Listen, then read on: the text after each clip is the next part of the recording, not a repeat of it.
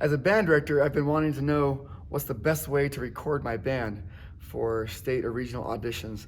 And so we did an experiment, me and a few other band directors, with 5 different ways of recording our band.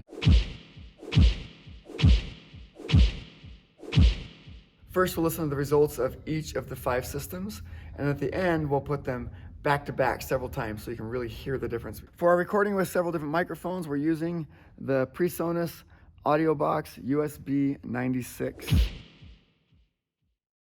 It has 2 microphone inputs and some control knobs. It also has the 48-volt phantom power switch, so you can turn phantom power on and off with that. And in the back, it just has, I'm using the USB out. You can also use MIDI, or you can go out through quarter-inch phone plugs, but I like the USB, goes directly into my computer for recording purposes. First, we're going to use a couple of high-quality Audio-Technica microphones. This is the AT2035 cardioid capacitor microphone. As I understand it, the low-cut option on this allows you, if you want to use it, allows you to remove some of the bass, so it's not so bass heavy. And the pad, if you switch it over here, it's going to lower the decibel level by 10 decibels, which is really convenient for jazz bands or even large symphonic bands. It'll help the sound to not peak so much when the band is playing loudly. For this small brass quintet, I did not have the 10 decibel pad on, but with a jazz band, I always put it over there on the -10. We've got them up on some mic stands like this, going into this box right here, and then we go out through USB into this computer using GarageBand.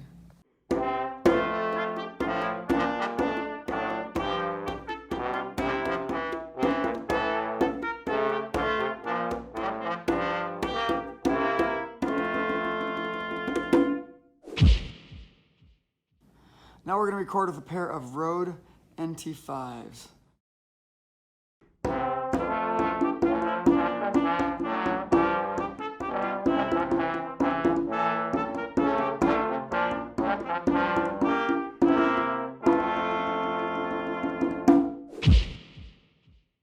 Now we're going to record with the Blue Yeti. It's a USB microphone, plugs directly into the computer. It's got gain on the back. It's got several sound shape parameters there.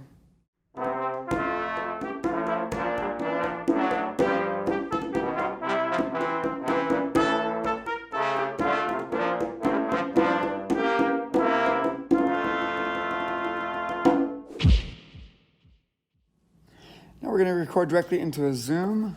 Record this as the Zoom H4n Pro.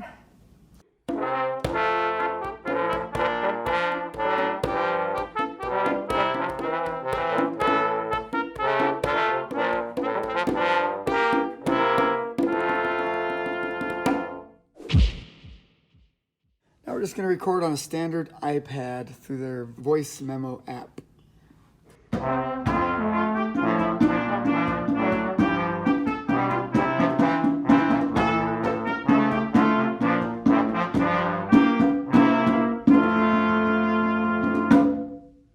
So now let's listen to each recording system back to back with a little segment of each, and we'll go through this several times so you can really hear the change in the tone quality and the recording quality.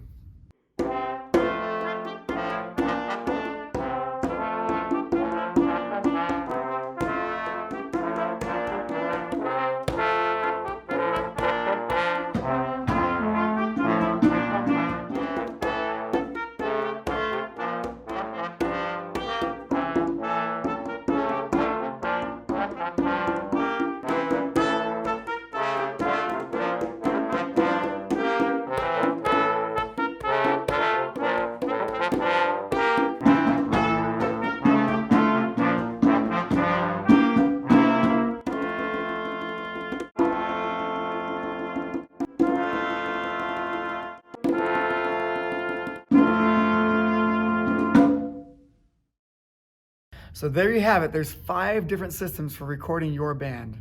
So in addition to being cheaper than the Rode microphones, I found that the sound quality of this was just a little nicer. The Rode microphones seem to overemphasize the upper frequencies.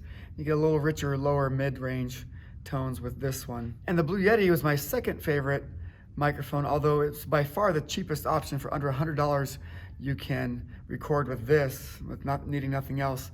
But the Audio-Technica microphones give you a better stereo experience and allow more careful placement of the two microphones. You can put them where you want, as high as you want, as close to different sections of the band as you want. To buy two of these microphones along with the interface box is going to be about $400. So even though the Blue Yeti came in second in my ratings, it's definitely the cheapest option to get a really good sound recording. The Blue Yeti also captures a little more of the ambient reverberation in the room, so I kind of like that about this microphone. The only option that was clearly not very good was the iPad recording, because it tended to peak out easily and you get a lot of reverberation, a lot of muddiness in the recording. I would love to hear from you in the comments. Please tell me what you think. If you have a different preference from what you hear over me, please put it in the comments. I'd love to hear your feedback.